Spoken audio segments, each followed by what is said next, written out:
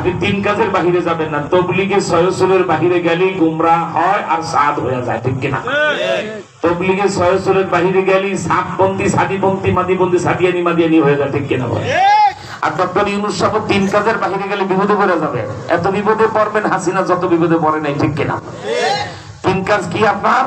1 number কাজ, সারা বাংলাদেশে লক্ষ লক্ষ মানুষ প্রতিদিন আমাদেরকে সাপোর্ট দিচ্ছে, হুজুর এটাই বলে দেন ডক্টর ইউনূসকে। 1, বিডিআর হত্যায়, বিডিআর বিদ্রোহে বাংলাদেশের 57 জন বিশ্ববিখ্যাত সেনা অফিসার যারা হত্যা করেছে, শাপলা চত্বরে 12 বছরের কোরআনে হাফেজকে গভীর রাতে লাইট বন্ধ করে যারা গণহত্যা করেছে, ওলামায়ে কেরামকে যারা শাপলা চত্বরে 13 সালে হত্যা করেছে, 3 মাস আগে আমাদের বাংলাদেশের ভবিষ্যৎ হীরাখণ্ড জাতির বিবেক ছাত্র সমাজের বুকে গুলি চালিয়ে 2000 ছাত্র নেতাদেরকে যারা হত্যা করেছে, ৭৬ জন বাংলাদেশের কওমি মাদ্রাসা আমার ছাত্র মেশকাত দাওরা ইফতা পড়ে এমন ৭৬ জন শহীদ হয়েছে, ঠিক কিনা জোরে কন? এই ছাত্রদের খুনি, শাপলার খুনি, বিডিআর খুনিদেরকে ফাঁসিতে ঝুলাতে হবে, এটা আপনার 1 নাম্বার কাজ, ডক্টর ইউনূস, ঠিক কিনা জোরে কন? আমার ভাইরা, যদি বাংলাদেশের সকল জেলখানাগুলিতে ফাঁসির ছেলে জাগানো হয়, সেক্ষেত্রে দেখা যাবে শেখ হাসিনা তার মন্ত্রী পরিষদ, এরপরে তার এমপি বর্গ যারা, এরপরে তার পাতি নেতা, উপনেতা, ছাগল নেতা, পুটি নেতা, ট্যাংরা নেতা যারা, কি বলেন ঠিক না, যারা সাপোর্ট দিয়েছে হুজুর পিটাও, হুজুর মারো, তার পুলিশের অফিসার, কি বলে পুলিশের আপনার আইজি হয়েছিল বেনজির আহমেদ, সেনাপ্রধান আজিজ আহমেদ, যেই সংস্থা থেকে হাসিনাকে মানুষ হত্যা করাতে আগ্রহী করেছে, যারা হাসিনার নির্দেশে শাপলা চত্বরে 2 লক্ষ আলেমদের, ঘুমন্ত আলেমদের উপরে গণহত্যা চালিয়েছে, এদেরকে জেলখানার ফাঁসির ছেলে ফাঁসির জায়গা না হলে বাংলার উন্মুক্ত বড় বড় গাছের ডালে তাদের ফাঁসির লাশ ঝুলাবো, ঠিক কিনা? এই বাঙালি, এটা তোমরা চাও? এতে 1 লাখ না 2 লাখ ফাঁসিতে ঝুলবে, আমরা তা দেখতে চাই না। আমরা দেখতে চাই খুন করেছে যারা ফাঁসিতে ঝুলবে তারা। এই কথা বলে না কেন? খুন করেছে যারা ফাঁসিতে ঝুলবে, ডক্টর ইউনূসকে বলবে এই কাজটা আপনার 1 নাম্বার কাজ, ঠিক কিনা বলেন? 2 নাম্বার কাজ হলো, গেল 16 বছরে যত হাজার কোটি ডলার এদেশ থেকে পাচার হয়ে বিদেশে চলে গেছে, টাকাগুলি আনতে হবে, ঠিক কিনা বলেন?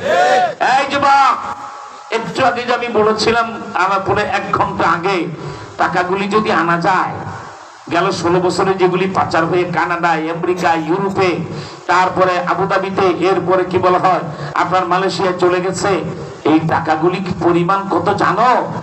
বাংলাদেশটাকে 10 বছরের বাজেট দেওয়া যাবে এত টাকা। এই টাকা যদি ফেরত আনা যায়, 50 বছর বাংলাদেশের অর্থনীতি স্থিতিশীল হয়ে যাবে, চাল ডাল অর্ধেক দামে চলে আসবে। 1, 2 হলো, এই টাকা যদি ফেরত আনা যায়, তার অতিরিক্ত টাকাটা 1.25 কোটি যুবককে 25 লাখ টাকা করে ঋণ দেওয়া যাবে বিনা সুদে, ওরা স্বাবলম্বী হয়ে সরকারি টাকা সরকারি কোষাগারে আবার জমা করবে, ঠিক কিনা? এটা ডক্টর ইউনূস সাহেবের 2 নাম্বার কাজ। যত টাকা পাচার হয়েছে ফেরত আনুন, এটাকে সদ্ব্যবহার করুন। চান আপনারা টাকা ফেরত? চান? আপনার পকেট থেকে যত টাকা এই চোর টাকাটা কেটে নিয়ে গেছে, এটা চান? হাত তুলে তাড়াতাড়ি দেখাবেন কারা কারা চান। আল্লাহু আকবার বলে আওয়াজ দেন, হাত নামান।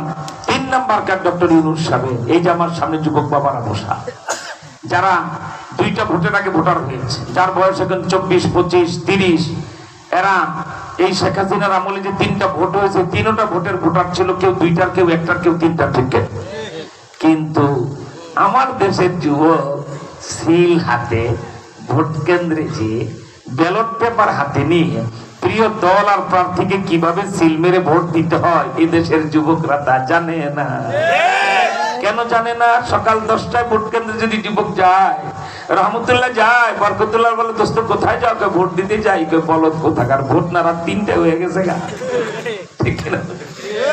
ভোট তো রাত 3টায় শেষ। ডক্টর কামালের ভাষায় যে দিনের ভোট তাহাজ্জুদের সময় হাসিনা করে ফেলাবে, এটা জানলে তো ভোটে যাইতাম না, ঠিক। আমার দেশের যুবকরা তাই ডক্টর ইউনূস সাহেবের 3 নাম্বার কাজ, ফেয়ার এন্ড ফ্রি, অবাধ, সুষ্ঠু, নিরপেক্ষ এমন একটা নির্বাচনের ব্যবস্থা করুন, যেই নির্বাচনে দাড়ি পাকা বুড়ো, যুবক, আবাল, বৃদ্ধ, বনিতা, ছাত্র, শিক্ষক, কৃষক, শ্রমিক, পর্দানিশীল নারী বোরকা পরে সিল হাতে নিজের প্রিয় প্রার্থী আর দলকে ভোট দিতে পারবে, নিজের হাতে সিল নিয়ে এমন একটা ভোটের ব্যবস্থা করবেন, ঠিক কিনা? সেটাতে 1.5 বছর লাগে, 2 বছর লাগে, তাতে আমাদের মাথা ব্যথা নাই। আমাদের তো গর্জনাই কালকেই ভোট দেন। যারা ক্ষমতার মানি সব কুত্তাই গু খায়। এক কুত্তা গু খাইয়া গেছে 16 বছর, অন্য কুত্তারা দাঁত ব্রাশ করে রেডি হইতেছে, এবার আমাদের পালা, আমরা খাবো, তাড়াতাড়ি ভোট দেন, খাওয়ায় দেবো তোদেরকে। মামুনুল হক সহ জামাত ইসলামী বাংলাদেশ, হেফাজত ইসলাম বাংলাদেশ, ইসলামী আন্দোলন চরমনের হাত পাকা বজ্র কঠিন শপথ আছে, কোন বেঈমানদের হাতে বা রাষ্ট্র ক্ষমতা ছেড়ে দেব না। কার হাতে? তুমি বিএনপি নাও মিলি, তুমি অমুক দল না তমুক দল, আবার খাইবা তা প্রত্যেকটা উঠায় ফেলাবো পিঠায়া। আর তোমাদেরকে বলি, সরকার আমাদেরকে দায়িত্ব দিয়েছেন, কারা চাঁদাবাজি করে, দোকান ঠিকই আছে, দোকানদার বদলাইছে, আগে একদল খাইতে এখন আরেক দল খায়, ওরা কারা ওদের তালিকা দাও। ওর যদি বাপ মন্ত্রী হয় সাবেক, ওরে 24 ঘন্টার মধ্যে গ্রেফতার করার ক্ষমতা আমাদের হাতে আছে, আলহামদুলিল্লাহ বলেন। ওদের কোন চাঁদাবাজের সাথে সখ্যতা করবেন না, কেউ চাঁদা দিবেন না। আমার দেশের কোন রিক্সা চালক, এত কুকুর মানুষ কি দুনিয়াতে হয়? সারাটা দিন একটা ভ্যানের মধ্যে কয়টা তরকারি বিক্রি, এই রোদের মধ্যে পুড়ে পুড়ে মহল্লায় রাখবেন, তরকারি রাখবেন, এই বলে আমার দেশে লক্ষ লক্ষ এই মাছ শ্রমিকরা ভ্যানে করে তরকারি বিক্রি করে, একটু ফলমূল বিক্রি করে, সারাদিনের বেচা কেনায় 500, 700, 1000 টাকা তার লাভ হয় না। সেখান থেকেই ওই কুমিরের বাচ্চারা বলে দৈনিক 500 টাকা দিবি, তারপর মহল্লায় তরকারি বিক্রি করবি। ওদের তালিকা চাই, সব কটা ভাত উপরে ফেলাবো ওদের ইনশাআল্লাহ। তালিকা দিতে না পারলে তোমরা কুলাঙ্গার জাতি, তোমরা অযোগ্য জাতি।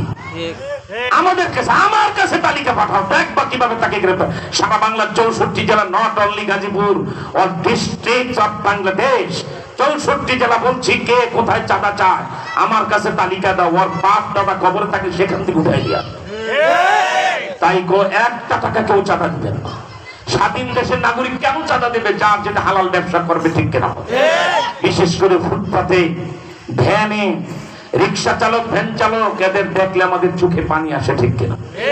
রোদের মধ্যে রাত 2টায় তুমি যখন এসে ওই হারিকেনে নামো, ওই কি যেন বলে হাতির পুকুরে নামো, তখন রাত 2টায় যে একটা রিক্সা রেডি পাও, লজ্জা হয় না ওই কুকুরের বাচ্চাদের এই রিক্সাওয়ালার কাছ থেকে ঘুষ খাইতে, তার পকেট কাটতে, ঠিক কিনা? তো দেখো, রাতের ঘুম হারাম করে রাতে রিক্সা চালায়, দিনের বেলা কাঠ ফাটা রোদে রিক্সা চালায়, তাকেও চাঁদা দিয়ে চলতে হবে না।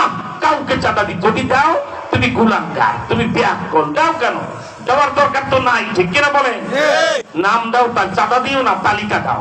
চাঁদা দিও না, নাম দাও কে চাঁদা চায়, ঠিক না?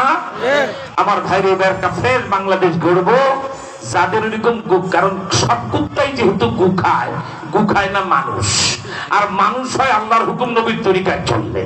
আর ন্যাশনালিজম, কমিউনিজম, সোশ্যালিজম, সেটা তুমি আব্রাহাম লিঙ্কনের গণতন্ত্র বলো, আর কি যেন বলা হয় মহাত্মা গান্ধীর অর্থ, মহাত্মা গান্ধীর ধর্ম নিরপেক্ষতা বলো।